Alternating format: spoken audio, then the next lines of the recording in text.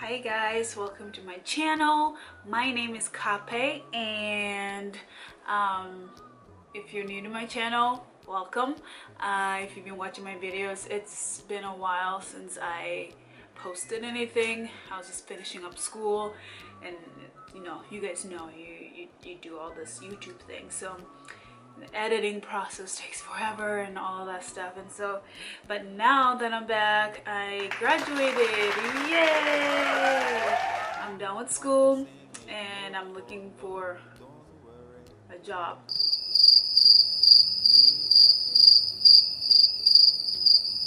Yeah, so I'm trying to figure out what to do. And let's get started and talk about life after college for me. So a little bit about my background. So I grew up in Kenya, in a refugee camp called Dadaab. It's the third largest refugee camps in the world, last I checked. And I was raised in Kenya. My mom, dad, my 5 siblings. We lost one of our brother at the age of 2, and so it's 5 of us now. And then when I was 8, my father died, and when I was 10, my mother died. And it's just been, the 5 of us ever since. No parents, no relatives that we know of. Well, we do know they are there, but we've never met them or anything. And so when my mom was sick, I had to drop out of school in the 4th grade because my little sisters, there were 2 and 4, and they needed somebody, to look after them. So since I was the oldest girl, I felt like it was my duty to, drop whatever I was doing to take care of them. And so that's what I did. It wasn't that somebody told me I needed to, drop out and take care of my siblings. It was something I knew, I needed to do. And of course, my mom wasn't gonna ask me to drop out of school, to take care of my siblings, but she was really sick. She couldn't do anything. And so it was just like something I felt I needed to do, like she didn't have to say anything. I had to do it. Even though a lot of people are like, no, you're gonna regret this, you shouldn't drop out of school, you need to finish. And my mom, she, didn't have any education. And so, but she was the smartest. Like, she was just incredible. And my dad, on the other hand, he had, multiple degrees, and he worked for the UN. Smart guy, business dude. He's just very smart. And my mom, she's always, pushing school. Like, you need to do this, you need to do well in school. I never got the chance to go to school. And like, I understood. It wasn't like I was mad, she wanted me to go to school because she didn't go to school. Because I actually liked school. I liked learning. Even it was stressful, because when I was in school, all I can think about, mom okay, dad okay, like, always worrying, and I could never focus. And after my dad was taken to the hospital, it was when I was in school, and I felt something was wrong, but I didn't know what it was. And I came straight home from school, and the neighbors were like, oh yeah, the ambulance came and they took your dad because he got really sick, and they took him away. And that was probably the last day I've seen my dad alive. And it was hard because, school became this fearful thing for me. It's like, oh, if I go to school, something's gonna happen to my siblings, and I wanted to avoid school so much and just be around my siblings. And that's kind of where my anxiety, started, like always worrying about what might happen and not sleeping at nighttime, like wanting to know how my brothers are doing, because it was just, this whole thing that controlled my life pretty much. And after my dad passed away, my mom came home, we buried my dad, and then my mom was so heartbroken, and that's kind of where everything, fell apart. She got really sick, and, she passed away 2 years later, and we stayed with our aunt. And she wasn't, the nicest person. She was abusive, I have to say. She wasn't our aunt. She's just a family friend who felt bad because we were orphans. We didn't have parents or relatives, to take care of us, and we were also young. And she felt, oh, you know what? I'll just take him. But it wasn't like out of the goodness. It was just because, well, at least this is my theory. She just wanted people to, say, oh my God, look what you're doing, taking in, 5 children. You're so brave. You're so amazing. Like, we were fine, we didn't need anyone to look after us because we figured out how to do things. We had each other, and we checked up on each other. We did everything, we survived, and because we had each other. And so it wasn't that we needed her. And she was very abusive, emotionally, physically, and it wasn't a good place to be, and trying to figure out how to, be a teenager and be a mom to my 2 little sisters. And it was just a hard transition, trying to figure out who I was, but also be this adult role model to my sisters. A permanent home placement, so they didn't adopt us, but it's permanent home placement, it's foster. But when we came here, I started 7th grade, and I had to learn how to read and write, and it was difficult. People ask me, how did you do it? I was like, honestly, it was hard work. And sometimes, it's like, oh, hard work. Ah, cool, but this was like, I worked my ass off. And I remember I had, 3 tutors back to back. I go to school in the morning time. I had my first tutor for my English class, and then the next one was math, and then the third one was science, and jumping around. And over the summer, while all my friends, were enjoying their summer, I was in summer school. I had readings, just reading, and I would read Amelia Bedelia, the books. I loved all the books, and they just made me laugh, and that's kind of how I taught myself how to read.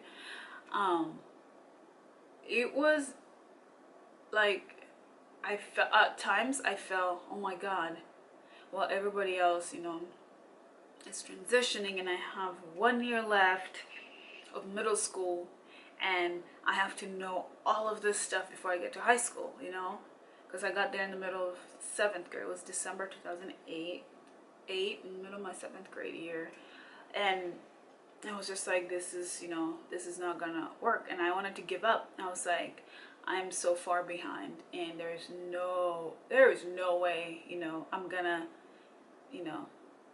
caught up to everybody. And I just wanted to give up. I was like, I can't do this, it just wasn't meant for me. I started kind of telling myself this is not. And not only that, I got bullied a lot. I got bullied in middle school and high school, but middle school was the hardest year, and I was bullied, and I relied on sports, and that's where I found basketball. And I started playing basketball. I did track and field, and I did cross country, I did volleyball. But I found, sport, it was something to help me deal with my depression and anxiety and people bullying me. And one of the girls that actually just continued bullying me in middle school, she, we went to the same middle school, same high school. We're in, basketball team, 8th grade year, and she just hated me for whatever reason. I didn't understand why, because I never really had any problems with anybody. And so it was just like that first year in America was hell. It wasn't rainbows and butterflies. It was hell. Like, it was fire and freaking stuff. I don't know. And it was tough. But after, meeting amazing people, I met one of my friends, Leslie. We're still friends. She was one of my first friends. We had science together, we had PE together, we tried to take classes together, and she's been one of the greatest friends. Like, she helped me through middle school, especially middle school, because it was hard. I didn't have friends. I was eating my lunch in the bathroom and by myself. It was just, I was like, oh my God, this is exactly how it was in Kenya. Like, I was bullied there for no reason. Like, one, I didn't have parents, to run to protect me. I didn't have any of that, all the other kids, had their parents to protect them. Like, I had to figure out how to, protect myself and protect my siblings and not put myself in danger. It was just this whole weird, thing, transition, to think through everything. And I still have a hard time, understanding everything still, because I'm like, I understand, but it's like, oh my God, how did I do that? How did I get through that, And after years of trying to, just say, screw this, I'm out, I give up, My friend Leslie would just, talk to me, and she, I don't know, you'll meet her one day, but she was that kind of person that you can, rely on. She will be there for you no matter what. And like, yeah, we don't talk a lot, but we know that we're there for each other. And when we message each other, we just kind of start where we left off last time. It wasn't like this, it's not like this awkward conversation. It's like, oh my God, I haven't seen you in so long, like, this is weird. Let me drink my tea.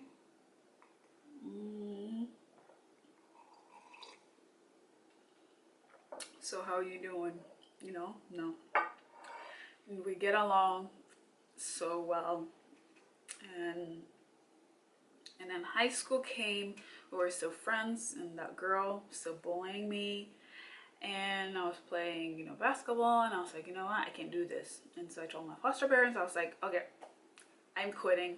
I don't want to do basketball. I quit. This is ridiculous. I can't do this, And then I moved high schools. In my junior year, the beginning of my junior year, I moved to a different high school, and I tried out for the basketball team, and everybody was so amazing, so supportive, and they made sure they invited me to everything they were doing, even though I didn't really, go out much, but they made sure I knew that, they were there for me, they were looking out for me. And that was probably the first team I felt, connected to, and everybody was so sweet to me. Like, I sat, at lunchtime with them, we ate lunch, it was just like this dynamic family, it was, I don't know how to explain it, but I felt, oh my God, I'm accepted for who I am, because the other high school, and when I was in middle school, the girl will bully me, and she would say things like, oh, that people don't like girls with your skin tone, you should bleach. And that's my dog. And I had, after moving to America, I started eating well, and so I started gaining weight because I was really, really skinny. And I have stretch marks. So I have stretch marks on my breasts and my thighs and my booty behind. And I remember we went to Wild Waves and I was wearing shorts, and the girl came over and sat next to me, and she looked at me, she goes, "You know, guys don't like girls with stretch marks. Stretch marks are ugly. They don't like them." I am not making this up. That's what she said. I remember. And for the longest time, I avoided wearing shorts. And whenever I go to the pool, I will not take, my cover off because I was so afraid. And like whenever people will look at me, I'm like, oh my God, they're looking at my stretch mark. They notice, they see it. And you're, oh my God, like hide, run away. And I was living in this fear just because, my fear and not getting out and doing things I loved or be confident kind of was feeding her. Like she felt so strong and so, like, oh, look what I did. I got her down. Yeah. And like, it was just like by me, getting down myself, it was feeding her, and she continued to do it. And it took me a long time to understand that. And like, that's how bullies, work. When they know they can get to you, they feel so powerful, and they're continually doing it because they're like, they know how to get to you. And like, I try, to be, this person that, try to support people around, because I was taught to, be that kind of person, and when I was getting bullied so much and I felt, hopeless, like,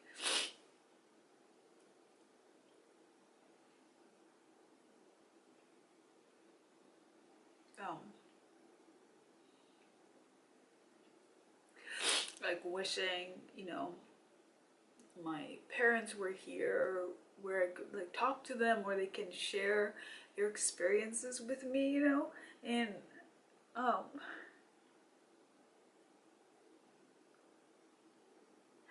or like how to handle things better, but oh,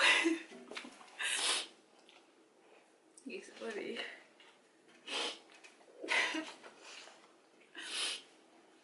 Buddy. That's Russell, my little. Anyways,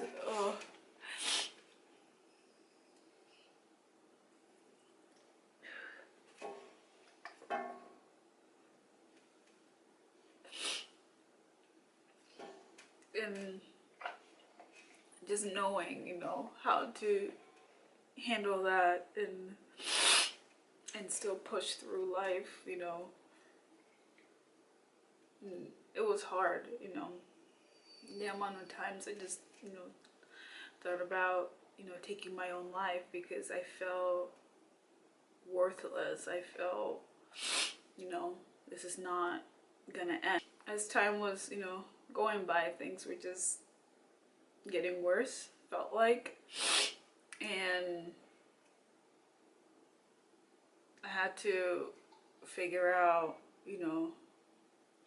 what I wanted for myself and how I'm going to push myself so I can be, that role model to my little sisters, so they can like see me and be like, well, if she got through that, I can do it too, right?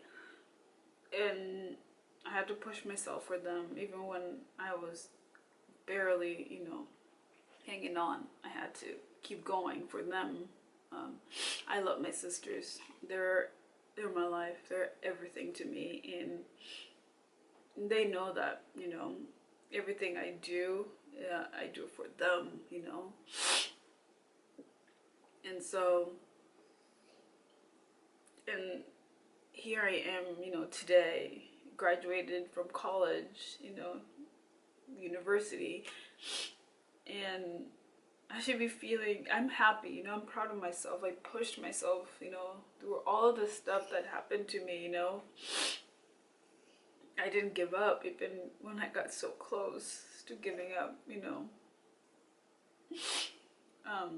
And not having my mom, my dad here, you know, to celebrate it with them, it sucks, you know. But I know that, you know, they're looking from above, and like, here I am trying to figure out where I'm going to work, what job I should get. It's different than being in school, you know, because now I actually have to secure a job and go to work and work. You know, of Washington, and I graduated with my degree in society ethics and human behavior, and my minor in human rights. And yeah, that sounds, but I want to, you know, I have a passion in working with the community, especially in this place, families, because since I was in foster, my two little sisters are still in foster, and so I've grown to learn more about that field and became so interested in working with individuals and artists or positioning. And not only that, because I've had such amazing mentors throughout my life, and I don't think I would be here without them. Thank you so much for watching my video, and I'm so sorry I got all emotional on you. But I hope to see you guys soon in my next video. And if you haven't subscribed yet, or if you're new to my channel, welcome, and go ahead and subscribe. And I will see you guys in my next video. Thank you guys. Bye bye.